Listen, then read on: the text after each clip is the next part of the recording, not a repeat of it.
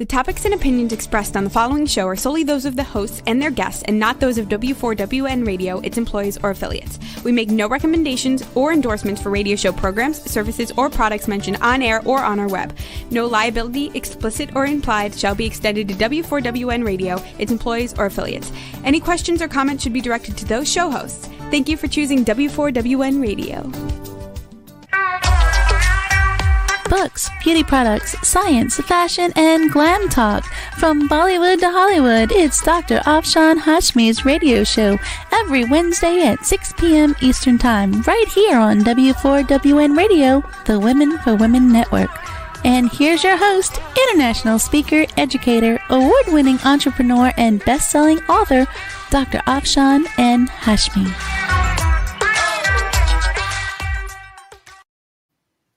Hello everyone, this is your loving host Dr. Afshan Hashmi, live from the Florida studio of W4WN Radio and Talk 4 TV, and this show is syndicated worldwide to 300 million listeners. So if you give me sponsorship, just think how your product will be promoted in a grand way. And I just wanted to remind you that these are my two books, and if you haven't read these two books, please go and read these books, and they are available wherever books are sold. And these two books were Amazon bestsellers, and by the sale of this book I finance these shows. So I really need like a sponsorship and the sale of the book, a sale of the book. So please go and buy these two books and give me an honest review, and also please give me sponsorship. Having said that, I would like Jason, my sound engineer, to please play the first sponsorship film. Hello everyone, this is Dr. Afshan Hashmi, live from a barn in Virginia, and I just wanted to say for my W4WN Radio and Talk 4 TV, I request everyone who is listening to please give sponsorships if you want these shows to continue, because this show is syndicated worldwide to more than 300 million listeners. So if you give me sponsorship, your product will be promoted to more than 300 million listeners around the globe. And I wanted to tell you that to make these kind of shows, it requires a lot of money and energy. So I just want to request a sponsorship, and cheers and bye bye. And now friends, I will be reviewing a book which is called Spy Sites of Washington, D.C., A Guide to the Capital Region Secret. And here is the cover of the book, and I have it on my Kindle. And this book is written by Robert Wallace and H. Keith Melton with Henry R. Schlesinger. So let me read about the author and the book. Robert Wallace, a retired intelligence officer, also publishes under the name Bob Wallace. His first book, Nine from the Ninth, is a memoir of 1969 while assigned to Company E-75 Infantry Rangers Long Range Reconnaissance Patrol Company in Vietnam. This was followed by Spycraft, the secret history of the CIA spy text from communism to Al Qaeda, and the official CIA manual of trickery and deception. Look for his newest project with co author H. Keith Milton, Spy Sites of Philadelphia. This volume completes a three-book series of spy sites in Washington, Philadelphia, and New York, which together provide the only one of its kind historical perspective of the impact of spying in America from the Revolutionary War to the 21st century. Wallace's books are definite bestsellers in the field of intelligence and espionage history. Robert Wallace lives in Virginia. Editorial reviews. A pleasurable read, Spy Sites of Washington, D.C. is recommended for those interested in espionage history as well as any history minded visitors or residents of the nation's capital, Washington history. Readers can trust the expertise of the authors, a guidebook that should be invaluable for weeks of Sunday afternoon spy walks or drives, a first rate spy read, Five Cloaks, Five Daggers, Intelligencer Journal of U.S. Intelligence Studies. Fun, educational, and should get everybody to put down their electronics and roam about around the city. This is the ultimate bi-decker guide for spy enthusiasts about one of the greatest espionage targets in history, Washington, D.C. Intelligencer. This definitely informative book is a who's who of spy versus spy skullduggery in the world's most powerful city. Spy experts Robert Wallace and H. Keith Melton take us on a mesmerizing tour of traitors and tradecraft, revealing the wheres and whys of Washington's second oldest profession. It's a must read for both the curious and serious researchers. Bravo, Pete Early, New York Times best-selling author of Family of Spies, Inside the John Walker Spy Ring, and Confessions of a Spy, the real story of Eldridge Ames. Wallace and Melter are expert chroniclers of the spy business. Spy Sites of Washington, D.C. is admirably detailed and thoroughly enjoyable. If you love their book Spycraft on the intricate world of espionage tradecraft, you will find Spy Sites an essential guide to the intelligence landmarks of Washington. David A. Hoffman, author of The $1 Billion Spy, a true story of Cold War espionage and betrayal. The author's incredibly well researched Spy Sites explores every nook and cranny of the nation's capital where a vast number of American spies and their foreign collaborators lived, worked, and secretly betrayed the country's secrets for over 2 centuries. This is not just a guidebook of those landmarks, but a must read comprehensive study of espionage in America, another tour de force by Wallace and Melton. Michael J. Selleck, retired director of the CIA's National Clandestine Service and author of Spying in America, Espionage from the Revolutionary War to the Dawn of the Cold War. Most Americans acknowledge that our nation's capital is ground zero in terms of spies per square inch.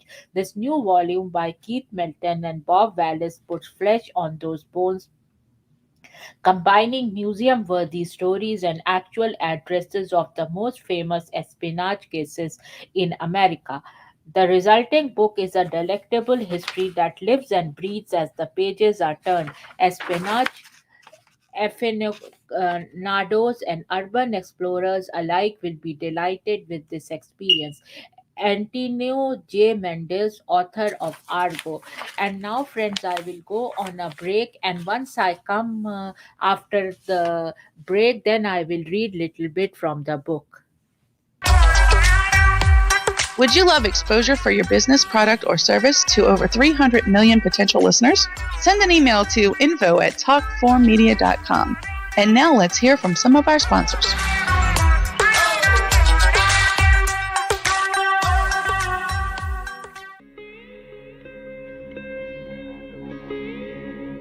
Chapter 2, How Jugaad Leads to Multi-Sector Success Stories in India, including definitions of the Jugaad Management Principle business model.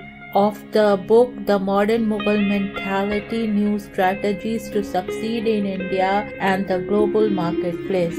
Inspiration. True Jugaad is an inspiration on how to create products using technology that meet the price-value equation. According to a Harvard Business Review article featuring expert Prahlad and Mashelkar, most innovation programs are built on the assumptions of affluence and abundance. We see the rich and the young in both the developed and the developing countries demanding environmental friendly products and services. space. They also believe that affordability and sustainability are crucial to driving successful business today. New technologies and radical business models are important not only to penetrate mass markets in India but in the entire world. By reconfiguring all areas of the business structure, they will full.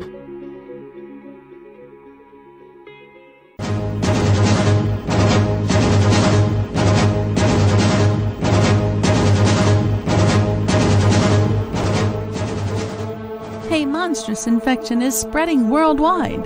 OMG, is this a simple infection or a deliberate attempt to ruin the human population? Or maybe it's bioterrorism. What is this global infection and who is spreading it? Help us find out. Go to Amazon and search for The Outbreak of a Monstrous Infection. The human race needs your help to make this go viral. Go to Amazon.com and read The Outbreak of a Monstrous Infection to find out what happens next. Go now! The world is depending on you.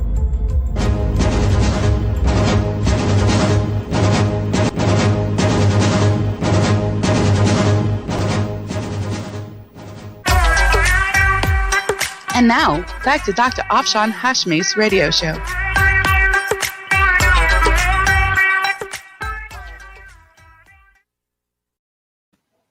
So, friends, the book I'm going to review in today's show and reading about is this one here.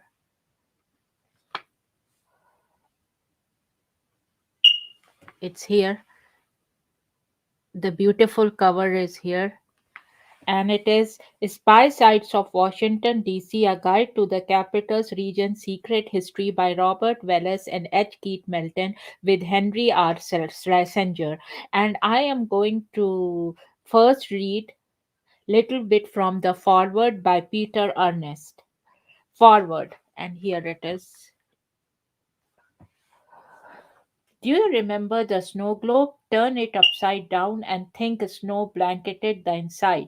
Now think of a globe with the scene of Washington, D.C., with a tiny White House, U.S. Capitol, and Washington Monument. Turn it upside down, see the swirling snow. Each tiny flake could easily stand for one of the hundreds of spies, men and women who have walked the streets of our capital since the city was founded in 1790. At the International Spy Museum, we say today there are more spies in Washington than in any other city in the world. Why have spies been drawn to this city for over 200 years? Because Washington is the capital of the United States, the city where the president and our other national leaders make decisions. Making decisions to form policy depends on having the latest and best information, what today we call intelligence. Leaders throughout history demand timely, accurate information to know everything possible about hostile countries or other threats they face. In the United States, this material is classified with distribution limited to the president, his close advisors, and other authorized users, whether it is derived from overhead satellites, electronic eavesdropping, or our own spies in foreign lands. So, this was a little bit from the forward, and now I will read little bit from the preface. Spies are successful when their espionage is never suspected. Not surprisingly, then spies usually spy where they normally work, play, and live. Effective spies blend into their environment using the camouflage of normality to avoid suspicion. In researching locations in the Washington area with ties to intelligence operations, we found spy sites in homes, hotels, restaurants, parks, monuments, brothels, bars, and governmental offices. We found them at street corners, under bridges, and on telephone poles. Some of these historic sites remain. Others have been demolished in redevelopment. Addresses change over centuries and buildings are rebranded or repurposed. Private homes where spies once lived are sold to new owners who may be unaware their resident occupies a place in America's clandestine history. As you visit any non public place we describe, please respect the property rights and personal privacy of present day owners. So, this is little bit from the preface. And now I will read from the introduction. Washington, D.C. stands apart from the world's great capital cities. It rose neither out of a center of commerce nor a seat of monarchy, and as envisioned by the founding fathers, America's capital is not part of any state in the Union.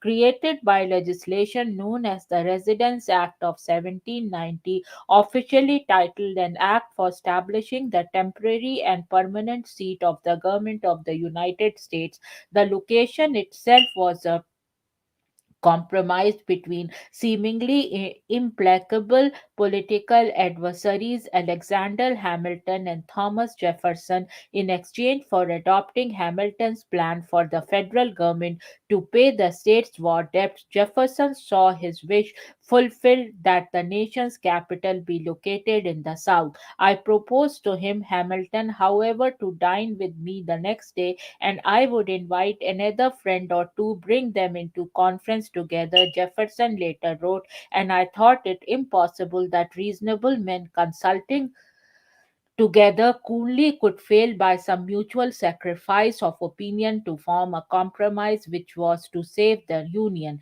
In this sense, locating Washington on the Potomac resolved one of America's first political budget battles. So, this was little bit from the introduction, and now, friends, I will read from the chapters. A new capital for espionage, 1790 to 1860. Well known stories about the course of Nathan Hale and duplicity of Benedict Arvin only hit at the role espionage played in America's Revolutionary War. Founding fathers such as George Washington, Alexander Hamilton, John Jay, and Benjamin Franklin all involved themselves with clandestine operations to advance the cause of independence. These 18th century American patriots employed secret agents, couriers, spy rings, and propagandists to advance their cause. Code names, aliases, secret writing, disguises, and ciphers were just as essential to 19th century tradecraft as they are to contemporary intelligence operations. So, this was from this chapter. This is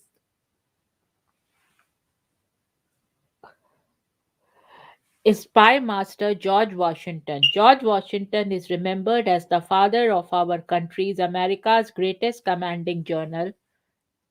I'm reading from here.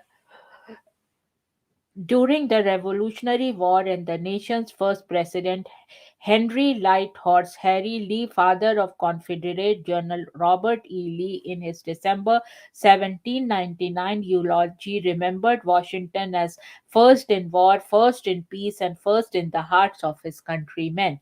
Washington was also America's first spymaster, overseeing operations extending from colonial battlefields to European capitals. He had learned the consequences of faulty intelligence early in his career, serving as a young officer under British General Edward Braddock during the French and Indian War. Washington experienced the disastrous 1755 battle near Fort Degues on the site of what is now Pittsburgh, and is reported to have carried the mortally wounded general off the battlefield. The battle's outcome, according to some historians, was largely decided by lack of reliable intelligence. Now, friends, I will go on a break, and then when I come back, I will read. Would you love exposure for your business, product, or service to over 300 million potential listeners? Send an email to info@talkformedia.com. And now let's hear from some of our sponsors.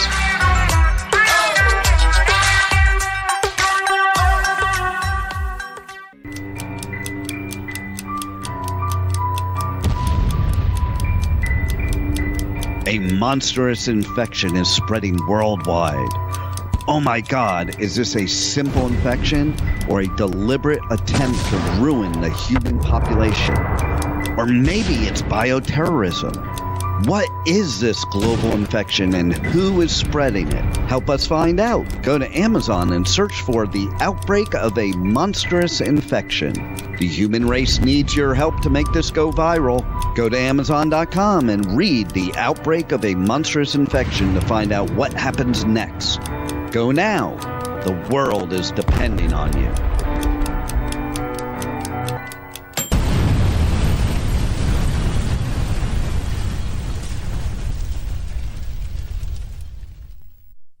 The Outbreak of a Monstrous Infection, Chapter 1, 1964 to 2018, and this is the sample track, and it is read by Dr.Afshan Hashmi. In a sprawling bungalow in Potomac, Maryland, USA, lived Dr. Honey Singh, a board-certified internal medicine and family practice physician, along with his beautiful wife, Baby Singh. Baby Singh was a fashionista and was funding women's causes through her Honey Babe Foundation. She had a ladies' book club by the name of Baby's Glam and Glitzy Club, which had many glam and glitzy ladies who were professionals living in Washington, D.C., Potomac, Maryland, Virginia, and even Beverly Hills, California, as well as elites from all of America meeting at her place on the last Wednesday of every month, discussing various aspects of charities they wanted her and Dr. Honey to fund. In this club, there was a wide spectrum of career women. There were doctors, lawyers, actresses, business owners, and models, to name a few. In these book club meetings, members would come prepared after reading a book of a famous woman author, and that author was even invited from any part of the world to give her presentation, followed by a Q&A in this prestigious and elite gathering.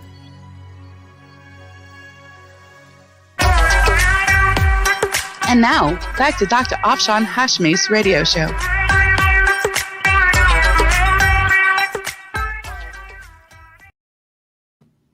So in this segment, friends, I will give my review of this book, and after this segment there will be a break, and then I will come and read little bit more from the book.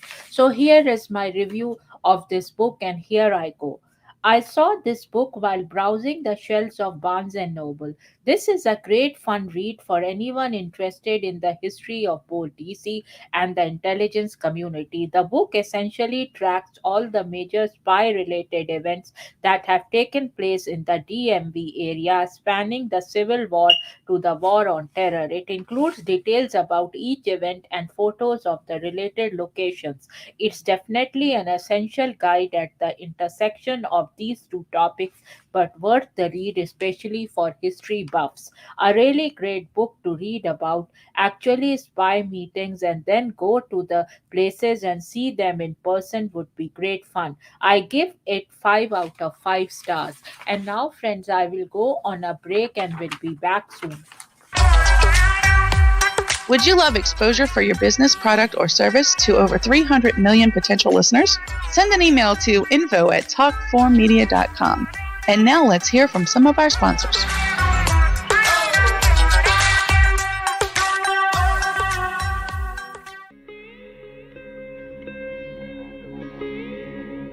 Chapter 2, How Jugaad Leads to Multi-Sector Success Stories in India, including definitions of the Jugaad Management Principle business model.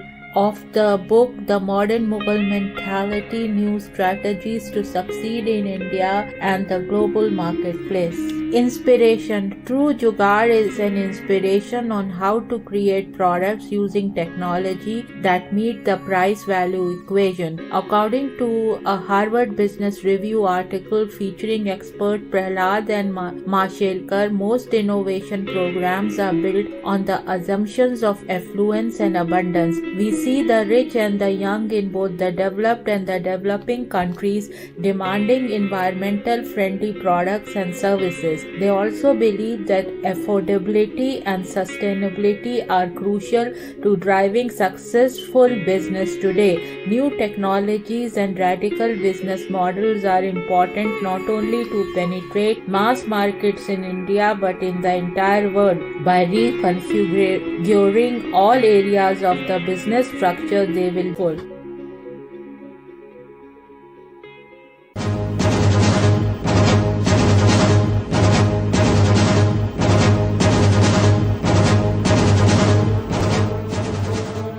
A monstrous infection is spreading worldwide.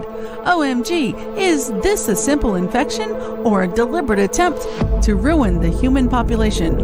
Or maybe it's bioterrorism. What is this global infection and who is spreading it? Help us find out. Go to Amazon and search for The Outbreak of a Monstrous Infection. The human race needs your help to make this go viral. Go to Amazon.com and read The Outbreak of a Monstrous Infection to find out what happens next. Go now! The world is depending on you.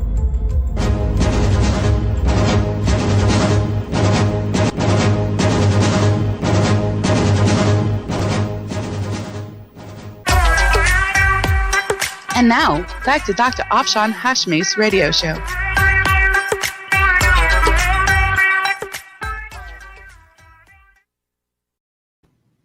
All my friends and all and fans and listeners, whoever listens to this show, please don't forget to buy these two books, because from the sale of these books I finance these shows. And to make these kind of shows, it requires a lot of money and energy.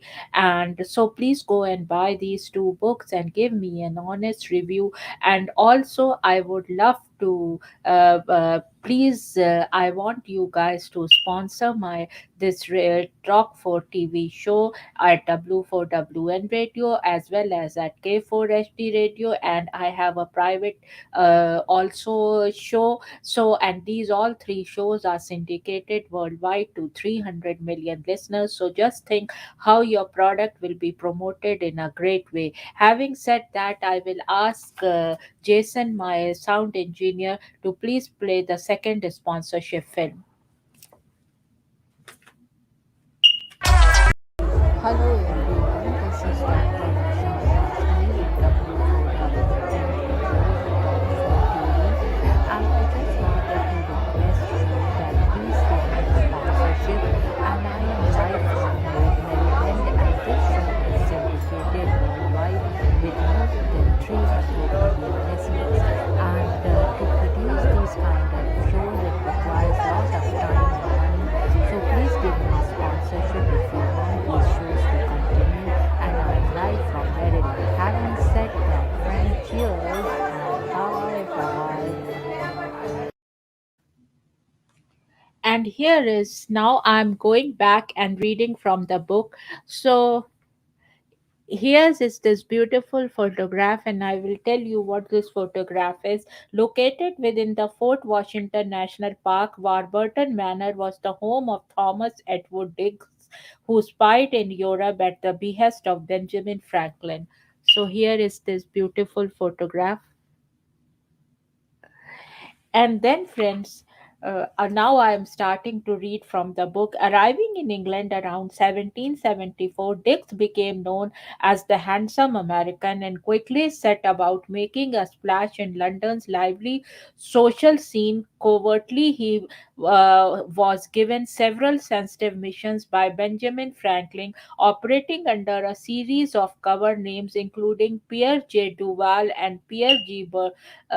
Bertrand. Dix became a clandestine campaign of assisting American ships' imprisoned crews, while also acting as a courier between Franklin and British officials. He also provided a safe house for prisoners who escaped the dreaded Mill and Fortin prisons and then smuggled them out of the country. Dix, careful not to keep incriminating papers, also did a poor job of tracking expenses. His financial records were either lost or destroyed. Money became an issue with the scrupulous Franklin. Dick's inability or unwillingness to provide a full accounting of funds prompted Franklin to turn against him with withering censure in writing to London merchant William Hodgkins on April 1, 1781. He who robs the rich even of a single guinea is a villain, but what is he who can break his sacred trust by robbing a poor man and a prisoner of 18 pence given charitably for his relief, and repeat that crime as often as there are weeks in a winter, and multiply it by robbing as many poor men every week as make up the number of near 600. We have no name in our language for such atrocious wickedness. If such a fellow is not damned, it is not worthwhile to keep a devil. And then Dolly Madison and George Washington's portrait. While every school child knows the story of First Lady Dolly Madison saving the White House, portrait of George Washington from marauding British troops, her role as lookout has gone largely ignored. With President Madison in the field attempting to rally his forces, she went to the White House roof with a spyglass to survey the distance battle and received situation reports from the field by courier. She maintained her observation post even after the 100-man contingent assigned to guard the White House scattered with British troops only a few miles away. The White House, after being burned by the British during the War of 1812, and here is the photograph. Eventually, Dolly gathered every official document she could find into a waiting carriage along with red silk velvet draperies from the Oval Room, a silver service, and the blue and gold low stuffed china purchased for the state dining room. Daniel Webster. The beautiful photographs and very historical photographs are here. Webster sought to diffuse the conflict without seeming to appease the British, using money from the State Department's contingency fund intended for diplomatic foreign espionage. He paid former Maine Congressman O.G. Smith to launch a covert campaign to sway public opinion in the Pine Tree State in favor of a compromise.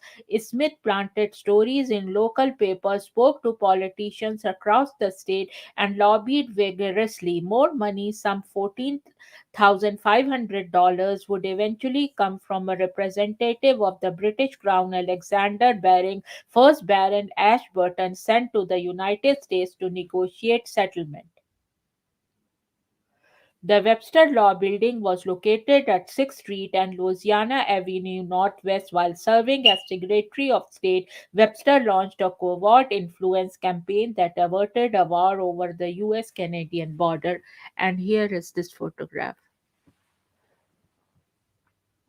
When opened in the 1800s, St. Elizabeth Hospital was a model for humane treatment of the mentally ill. Today, its campus is the home of the Department of Homeland Security.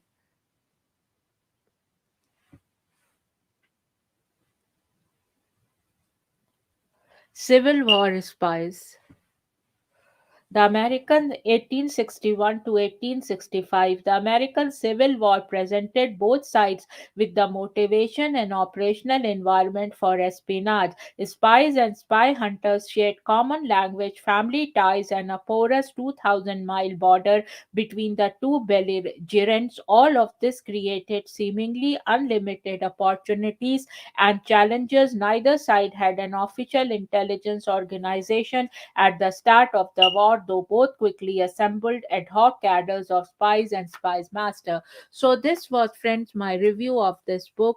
And if you want that I should do review of your book, please contact me at Afshan at drafshanhashmi.com. And I have done reviews of thousands of books, and this book I liked, and this was not a sponsored a book review. It was just the book I like. Which books I like, I just read it, and if I like it, I would do a review on this show. But I also do sponsored book reviews, and you can write to me, as I said, on Afshan at drafshanhashmi.com, and I have reviewed thousands of books, and I will give you a honest review, whether it is a sponsored review or whether it is a book which I like. Having said that, friends, let me see how much time we still have. Little bit of time, so I thought I will utilize it reading.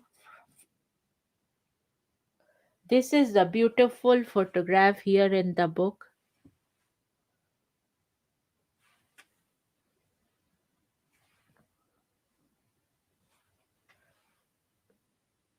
And this photograph is the original F Street NW site of the Signal Corps headquarters, is now part of the Georgetown University Law Center. So this is it. And I just wanted to remind you again that please go and buy these two books and give me an honest review. And these two books were Amazon bestsellers. And the first one is a business book where I conceptualize Jugaad as thinking outside the box. And there is a Jugaad management principle business model. If you employ that business model, you'll have a very successful business. And this book is written in a very conversational manner, so everybody likes it, and it is like in case study format but written in a very story like manner.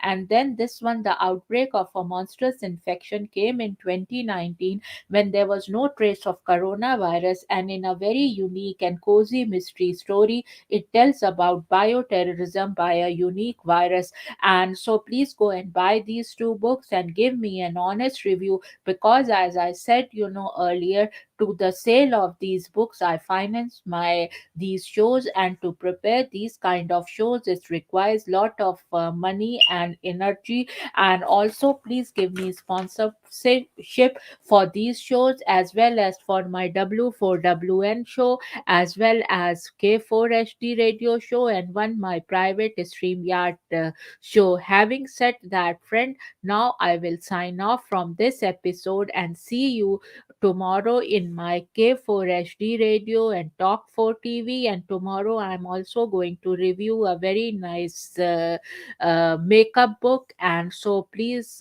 come and listen to that. And tomorrow's show will be on K4HD radio and Talk 4 TV, and it will be from 6 p.m. US Eastern Time to 7 p.m. US Eastern Time.